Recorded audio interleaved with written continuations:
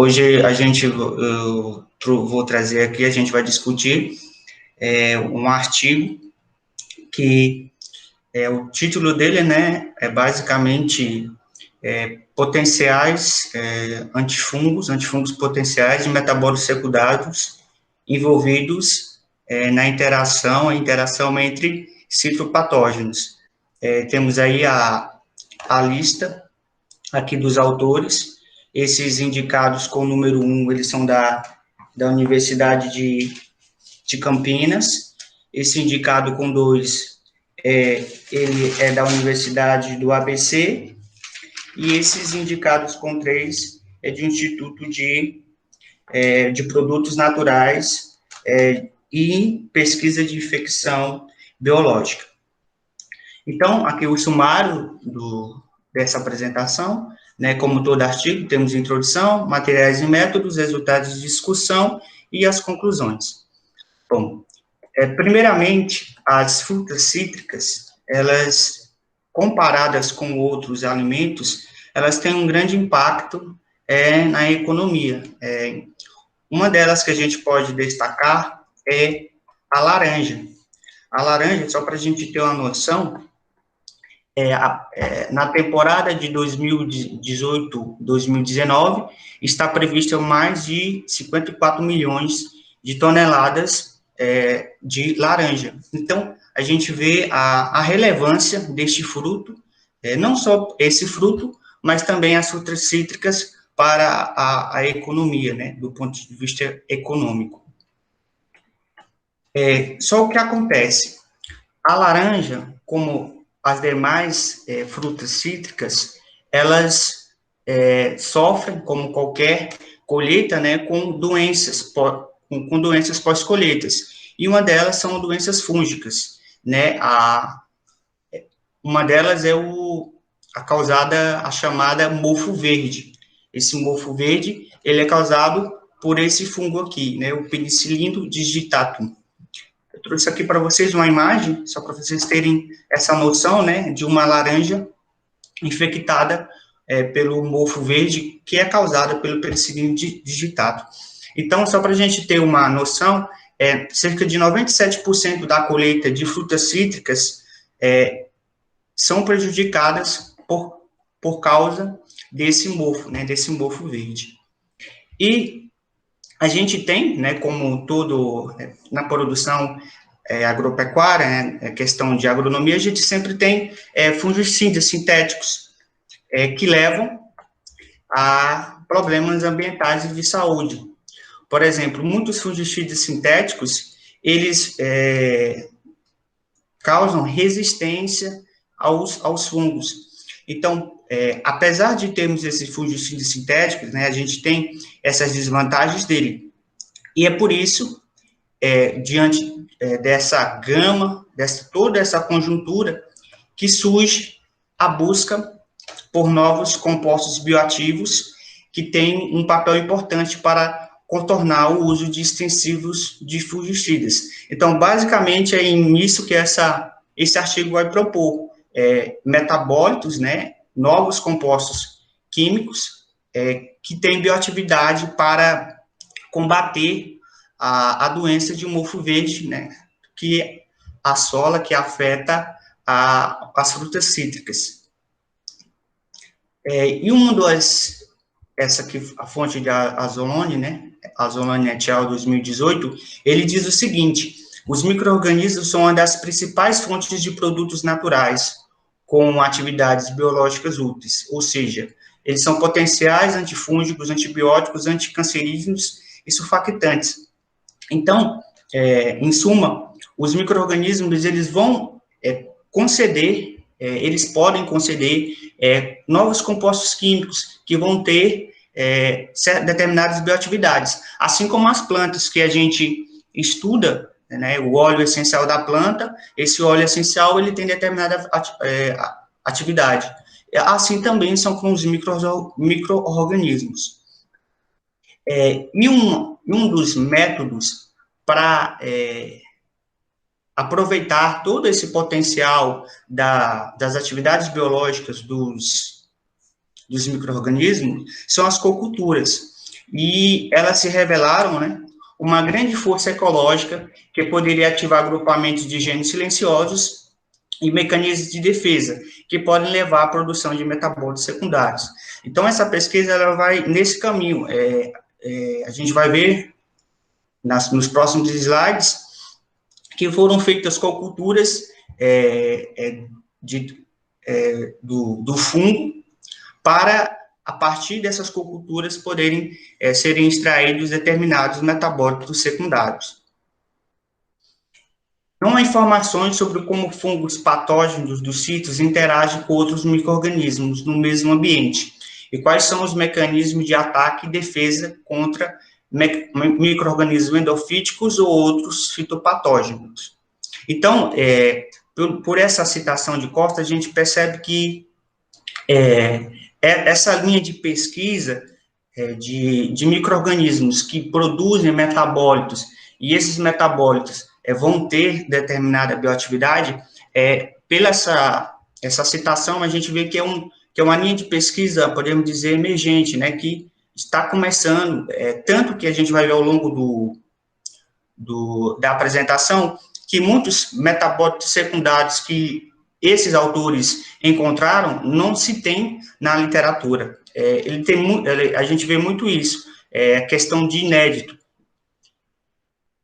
Então, o conhecimento dessa linha de pesquisa, né, voltada para micro-organismos que produzem metabólitos, ele leva a isso, a descoberta de novos metabólitos secundários envolvidos nas interações microbianas. Ele melhora o conhecimento da ecologia microbiana durante o processo de infecção.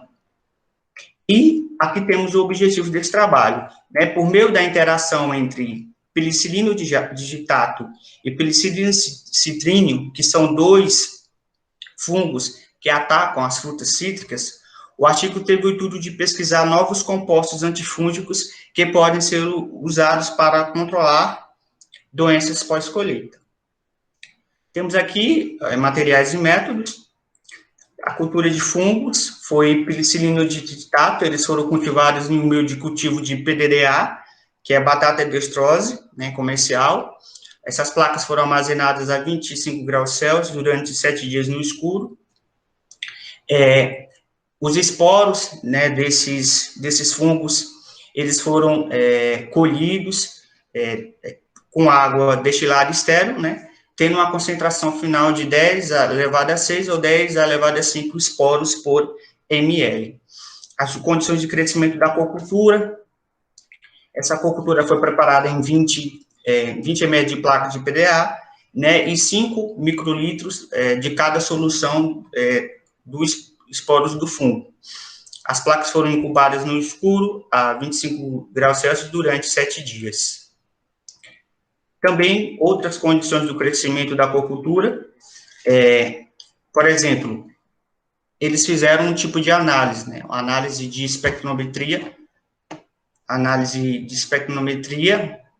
por espectrometria de massas e também microscopia confocal. E quais as condições, né, dessa cocultura nessa análise, né? Então, temos aqui a cocultura in vitro, foi preparada colocando-se a lâmina de microscópio estéreo na placa de Petri, seguido o desarmamento de 11 ml de PDA, e os inóculos foram confeccionados acima da lâmina de microscópio. A questão da incubação, foram incubadas a 25 graus Celsius por 72 horas. Lembrando que foram feitas, essa aqui foi uma cocultura in vitro. E para a cocultura em vivo, né, laranjas maduras foram esterilizadas em superfícies feridas. Um pequeno pedaço de PDA contendo o fungo P. citrino foi inoculado no local da ferida. Também as laranjas foram infectadas. As laranjas infectadas foram armazenadas em becas estéreis de 500 ml no escuro a 25 graus Celsius. Após os frutos foram feridos na região equatorial, oposta ao inóculo do P infectados com solução de P digitato, né, naquela concentração de 10 elevado a 6 esporos por ml. E esses frutos foram armazenados por mais 5 dias no escuro a 25 graus Celsius. Aqui é mais a questão do tipo de equipamento que foi utilizado para fazer a imagem de espectrometria de massas, né? Ele foi uma fonte de ionização por eletrospray de desorção, prosopopila modo Ohm spray. Eles usaram um espectro de massas, né, do tipo quadrupolo, as extrações do metabólitos de experimento de cocultura. A extração em cocultura in vitro foi realizada com solvente metanol, sendo o extrato filtrado a vácuo. Para a remoção do solvente, a remoção do solvente foi feita por pressão reduzida e, no final, esse extrato foi armazenado a menos 25 graus Celsius.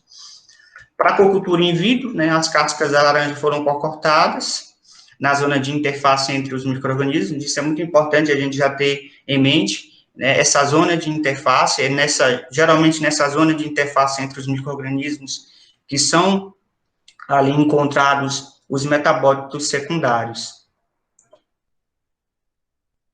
Agora, a extração de metabólitos de experimentos de cocultura, novamente, né? A extração foi realizada com 5 ml de metanol durante 1 hora em banho ultrassônico. Os extratos foram filtrados, secos sobre N2 e também armazenados a menos 22 graus Celsius. A análise, né, de espectrometria de massas foi feita, né? A espectrometria de massas para poder saber caracterizar qual era esse metabólito secundário, né? Quais são esses metabólitos secundários. Também foi utilizado um espectro com fonte de ionização do tipo quadrupolo. Aqui alguns detalhes da razão massacrada, foi de 115, numa faixa de 115 a 1.500. O tempo de total de corrida foi de 29 minutos para cada análise. Também foi feita, né, uma espectrometria de massas do tipo Moden, né, que é bidimensional. Ela foi realizada por dissociação induzida por colisão, né, com intervalo na razão de massa-carga 100 a 800. Foi também feita a análise HPLC para isolar os metabólitos secundários. Aqui algumas características do tipo da coluna, né? Outra técnica também foi a espectroscopia, né, de ressonância magnética nuclear, que também é outro método para caracterizar o metabólito secundário. Aqui nós temos alguns dados. Também foi feita análise de rede molecular.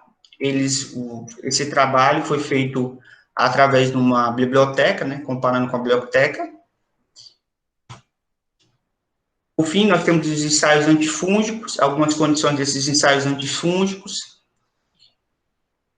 Para os ensaios antifúngicos, 2 ml de PRE foram suplementados. Esses aqui são os compostos, correto? Os 6, 9 e 10 são compostos, numa concentração de 400 microgramas por ml. A microplaca foi incubada no escuro por 25 graus Celsius por 906 horas. Além disso, foi realizada, né, uma técnica de concentração inibitória mínima para o composto 1, conforme recomendado por este laboratório. Por fim, também foi feita a gente vai entender melhor essa microscopia confocal de varredura nos resultados. É outra técnica que basicamente utiliza que cora as ínfas dos fungos com esse vermelho de Congo. E aqui eu trouxe para vocês um resumo de todo o processo metodológico, né? A gente tem as coculturas in vitro, foi feita a imagem por espectrometria de massa, ela obteve esses dados. Foram feitos também ensaios de cocultura. Eles aumentaram a escala, né, para poder fazer isolar e caracterizar os metabólitos secundários. Após isso, os ensaios antifúngicos e, por fim, um tipo de microscopia, né, de varredura, microscopia confocal de varredura e laser. Agora, nós temos os resultados de discussão. Essas imagens aqui são da técnica MSI, né, que é a imagem por espectrometria de massas. é basicamente o seguinte, para cada razão massa-carga, ele vai dar uma noção de onde esse íon molecular está distribuído no espaço. Então, aqui a gente vê que, nessas imagens, a gente vê o seguinte, que esses íons moleculares, eles estão basicamente concentrados aqui na região de confronto, que eles se chamam, né? Que é a região aqui, ó, do encontro entre os dois fungos. Então, o primeiro resultado que a gente tem é esse. Os metabólitos, eles estão numa região de confronto dos fungos, né? Na interface de confronto. E aí foram o que deu-se para notar, né? Que esses íons aqui de massa-carga 625, 619, 527, 511, 448, eles foram produzidos pelo p-citrínio. Se a gente vê, por exemplo, aqui, ó, o 625, ele, aqui, né? Ele está mais aqui concentrado, próximo ao p-citrínio. Então, é basicamente isso. E os outros, né? O razão massa-carga 519, 503, 475, 460 e 459, eles, por outro lado, são produzidos pelo fungo P-digitato, e eles parecem ser uma resposta, um contra-ataque do P-digitato ao P-citrino. E a gente vê aqui, por essa imagem, né, uma guerra química entre os dois patógenos cítricos. Por quê? Muito simples, né? A aquicultura, ela é isso, ela é um meio onde você consegue aspectos nutritivos escassos. Então, provavelmente, né, esses dois fungos vão disputar por essa fonte nutritiva. E por isso que ele fala, né, numa guerra química. Aí o que acontece? Esse aqui é um cromatógrafo, né? Um cromatograma para determinado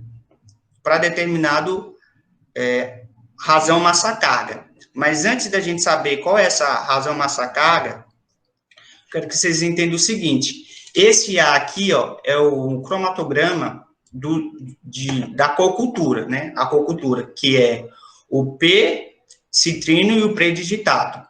Esse B aqui é um extrato apenas do P-digitato. Então, a gente olha que esse tempo de retenção aqui, ele se repetiu aqui também. Aí, nesse outro aqui, a gente vê o seguinte, que esse aqui é do P-citrínio, certo? E ele não apareceu aqui, ó, nesse cromatograma. Esse aqui é o controle, né? O controle. Então, aí, nesse outro slide, a gente vê o seguinte, voltar aqui, que esse cromatograma aqui, ele é razão massa-carga 519. Então, esse outro resultado confirma que essa razão massa-carga, ela é oriunda do P-digitato, né? Esse metabólito veio do P-digitato. Então, ele fez vários espectros para cada uma daquelas... Deixa eu voltar aqui novamente. Vocês observam esses aqui, ó, para cada um desses espectros, para cada uma dessas razões massa-carga, ele obteve essa bateria aqui de cromatogramas. Apenas para confirmar, né, de quem é a razão massa-carga. E lembrando que esse teste aqui foi feito em culturas em vivo. Esse aqui, ó. Esse aqui que eu estou mostrando para vocês. Foi feito em culturas em vivo. Bom, depois da gente encontrar saber aonde essas razões massa-carga estão ali distribuídas na aquicultura, agora é o trabalho de identificar. Então, essas razões massa-cargas aqui, ó, são aquelas que a espectrometria, a imagem por espectrometria de massas fornece. E o que acontece? Esses 5 compostos aqui foram identificados, né, para cada massa-carga, razão massa-carga. E está aqui a ilustração deles, tá bem? E foram Esses compostos aqui, né, que é a tradução desses aqui, né, foram 5, que é a triproquilamina, né, a e C, e também a triproquilalona, a 15-dimetil-2-epifenoxalona, e esse outro aqui, a desotriquilalona, perdão aí pela pronúncia.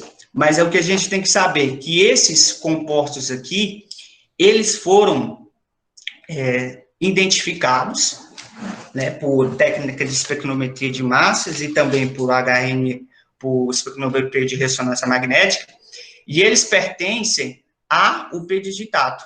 Esses metabólitos secundários, que tem que ficar claro, eles foram produzidos pelo pedigidato, com ele interagindo com o outro fungo, que é o P-citrínio. E viu-se que essa triproquilamina, ela apareceu em maior quantidade. Agora, a gente tem aqui, esses outros aqui que a gente tem, são os outros metabólitos secundários produzidos pelo P-citrínio. A gente tem aqui, né, cerca de 5, né, 5 compostos produzidos. E agora a gente vai... Esse aqui, por exemplo, é um MS/MS, né, um espectro bidimensional para confirmar que essa razão aqui, massa-carga 625, ela é a citradinina, citradinina A, né? E ela rendeu esses perfis aqui de fragmentação, como a gente nota aqui nesse espectro. E, só por questão, né, a citradina, ela já foi encontrada num estudo envolvendo cultura da P-citrino e a Pseudoalteronomas sp. Esse aqui é outro espectro que o autor trouxe para confirmar que essa razão massa-carga aqui, 625, né, que essa razão massa-carga aqui, 625, é a citradina. Aqui a gente vê que esse espectro aqui, em negro, né, em preto, ele é o espectro da citradina, e esse aqui é o espectro do banco de dados. E, né, o espectro de tenda obtido para esse composto compartilhou 5 fragmentos em comum com o espectro da massa do banco de dados para a citradina. Então, isso aqui é outro dado para confirmar que aquela razão massa-carga é a citrinadina. Também, foi feita uma análise de rede molecular. Essa análise de rede molecular, ela mostrou que existe outra citrinidina nos metabólitos secundários. Então, os espectros de ressonância magnética nuclear obtidos com metabólito exibiram sinais semelhantes de uma desocitrinidina, a sintetizada, que foi também relatada por Biel et al. Então, através dessa rede molecular, da análise de rede molecular e da ressonância magnética nuclear, pôde-se identificar outro tipo de citradina dentro dos metabólitos secundários produzidos pelo B-citrínio. E, como eu falei para vocês, essa área de pesquisa, ela é bastante, pelo que eu percebi, né, ela é bastante nova. Tanto que, como a gente vê aqui, a primeira vez que essa citrinadina é relatada na literatura como um metabólito secundário produzido por um micro-organismo. Então, a gente vai ver muito isso. Esse artigo traz muito isso, dados inéditos. Essa aqui, as massas exatas obtidas para essa razão massa-carga, né, para essa razão aqui, 527 e 518, elas indicaram que seriam esse composto, esses dois compostos, respectivamente, com essa forma molecular. Bom, esse aqui, gente, é um espectro para essa razão massa-carga. E aí a gente tem os fragmentos, né, 281, 247, 219, 182 e 120. E essa razão massa-carga, pela espectrometria de massa, mostrou que esse composto é um tetrapeptídeo, né? Esse tetrapeptídeo AT. Também, esse aqui é o espectro, né, para a razão massa-carga 511. E aí ele rendeu esse perfil aqui de fragmentação. Pela espectrometria, ele é esse outro tetrapeptídeo.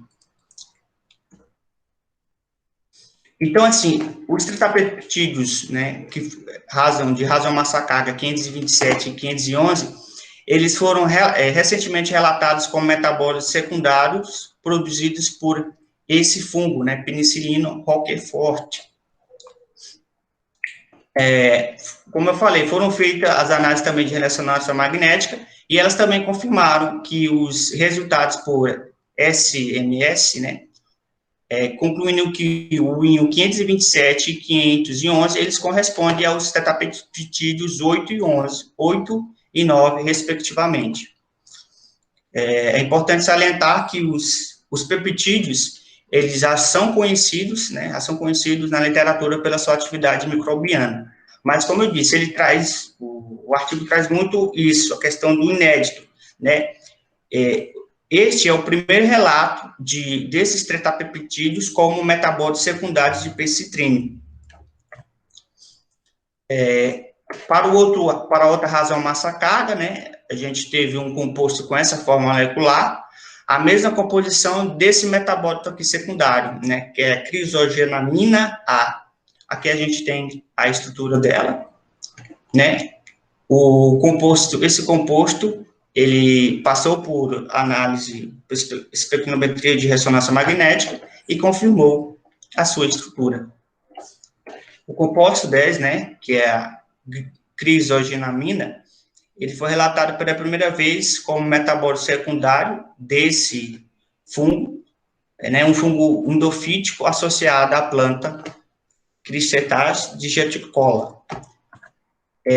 Novamente, né, é a primeira vez, é o primeiro relato que a crisogenamina está envolvida em interação fungo-fungo. Então, não sei se vocês estão percebendo isso, mas o artigo ele traz muito isso, dados inéditos, né? Ele traz esses dados inéditos, esses resultados inéditos, e que traz, assim, relevância para esse artigo e mostra como essa linha de pesquisa, né, pelo menos por este artigo, ela é, assim, emergente, né, ela é atual.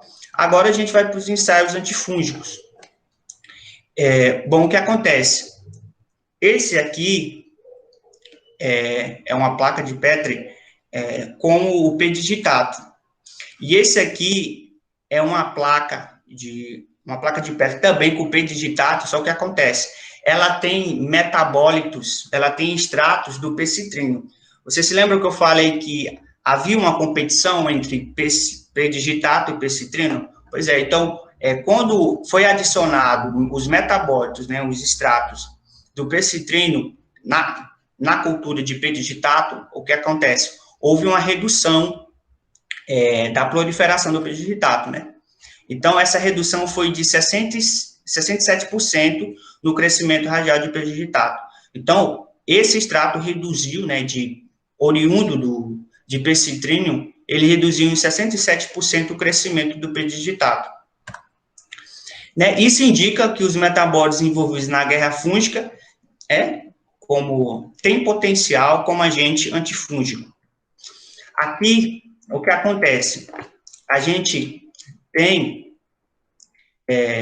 nessa imagem,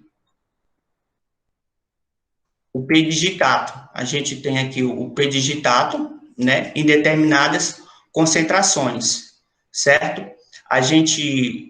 O D aqui é o controle, né? É o controle. Aqui a gente tem o predidigitato crescendo em PDA, com 400 microgramas por ml de UA, né? A grisogenamida. O B, né? Esse B aqui é a citranadina. O C é esse tretapeptídeo e o D é o controle. Então, pelas imagens, a gente percebe que quem controla mais o crescimento do predidigitato, aqui pelas imagens, a gente percebe que é a glicogenamina, né, nessa concentração. E aí a gente tem isso aqui, né? Observou que compostos de citradina, né? Esse tretapeptídeo e a grisogenamina A, né, nessa concentração aqui, reduziu em 48, 41 e 61% do crescimento do predidigitato, que confirma, né, a atividade antimicrobiana desses compostos.